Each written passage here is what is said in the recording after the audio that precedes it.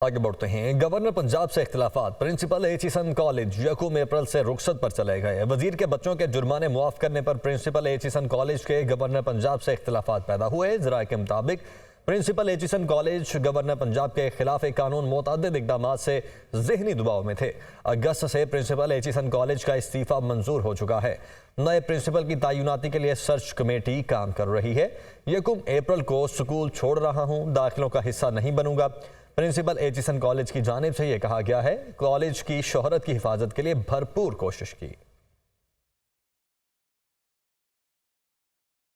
जबकि इजराए गवर्नर पंजाब का कहना है कि अगले माह नए प्रिंसिपल एचिसन कॉलेज की तैनाती होने वाली थी। प्रिंसिपल $15,000 बहाना और मुराद के बावजूद मंजूर शुदा छुट्टियों से कहीं ज्यादा छुट्टियों पर रहते हैं। तनख्वाह लेने पर बोर्ड ने इंक्वायरी शुरू की थी। प्रिंसिपल एचिसन कॉलेज इस्तीफा दे चुके हैं, जो अगस्त में खत्म होने वाला था। हसन रजा, ब्यूरो चीफ लाहौर, हमारे साथ मौजूद हैं।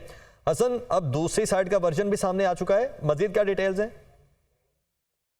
जो है वो इंकशाफात सामने आते चले जा रहे हैं। एक दूसरे के खतूत अगर देखा जाए तो जो गवर्नर पंजाब हैं उनका ये दावा है कि जो प्रिंसिपल की जानिब से जो मुराद ली गई उसका हम ऑडिट कर रहे हैं। फिर ये भी कहा गया कि उनकी जानिब से पहले ये इस्तीफ़ा कबूल हो चुका था। हमने अगस्त 2024 तक उनको काम जारी रखने की दरख्वास्त की थी, जिस पर वो काम कर रहे थे। लेकिन जो इल्ज़ामात सामने लग रहे हैं प्रिंसिपल थॉमसन की जानिब से, वो बड़े अहम हैं।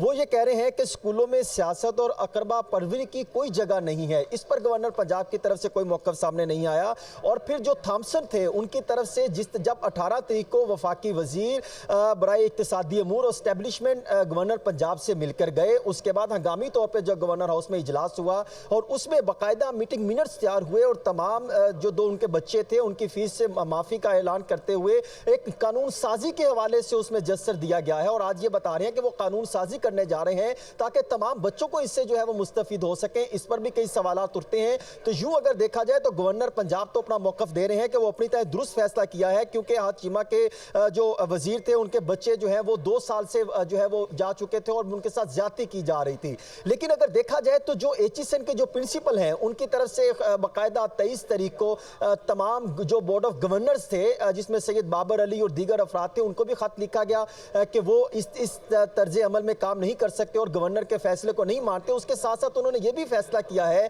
कि जो प्रिंसिपल एचिसन कॉलेज के तौर पे जो उन्होंने G30 कॉन्फ्रेंस बरतानिया में शिरकत करनी थी, उन्होंने उसमें भी जाने से माजरत कर ली है। यूं अगर देखा जाए तो यह भी इल्जाम सामने लगता दिखाई दे रहा है गवर्नर हाउस पर कि 50 से जायद तलबा के दाखिले करवाने का इंकशाफ हुआ है, उसकी भी तहकीकात होनी चाहिए। जो गवर्नर हाउस जो इस काम के लिए इस्तेमाल किया जाता रहा और एक लफ्ज इस्तेमाल किया गया कि इंतहाई नाकस हुक्मरानी के तसलसल मेरे पास कोई दूसरा रास्ता नहीं छोड़ा, ये प्रिंसिपल एचिसन की जानिब से कहा जा रहा है। और फिर इसके साथ साथ जो मैनेजमेंट कमेटी के सरबराह थे Syed Babar Ali, board of governor के मेंबर भी थे, वो भी 6 फरवरी को इस्तीफा दे चुके हैं। उनकी तरफ से ये कहा गया कि प्रिंसिपल ने बेहतरीन काम किया है और इन्होंने कैंपस को एक नई जो है जिंदगी दी है। तदरीस का मेयार काफी हद तक बेहतर किया प्रिंसिपल की तरफ से।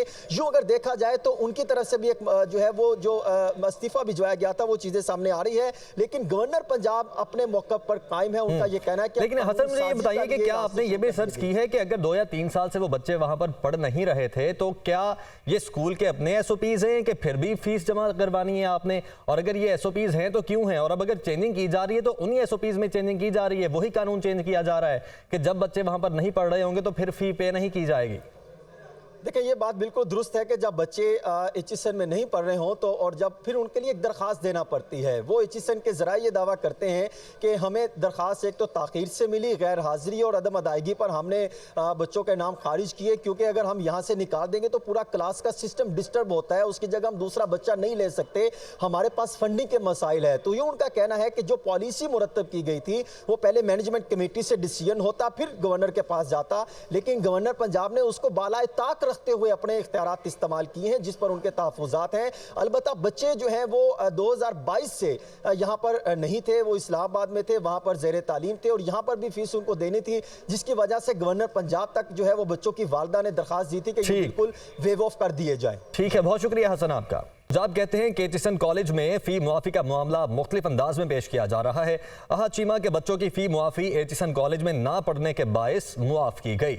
आहत चीमा और उनकी अहलिया इस्लामाबाद शिफ्ट हो गए थे। बच्चों ने एचिसन कॉलेज में तालीमी सरगर्मियाँ छोड़ दी थीं। वज़ीर इत्तलात अता तारुर ने कहा है कि हाशिमा के बच्चे एचिसन कॉलेज में 3 साल से नहीं पढ़ रहे थे। जब पढ़ नहीं रहे तो फीस किस बात की? इस मामले को गलत रंग दिया जा रहा है। उन्होंने फीस माफी का नहीं कहा। उनके बच्चे इस्लामाबाद के स्कूल में पढ़ रहे थे, ये उनका हक था। उनकी दरख्वास्त कानून के मुताबिक थी, जिस पर गवर्नर पंजाब ने फैसला दिया। वज़ीर इस्लामाबाद में न्यूज़ कॉन्फ्रेंस कर रहे थे।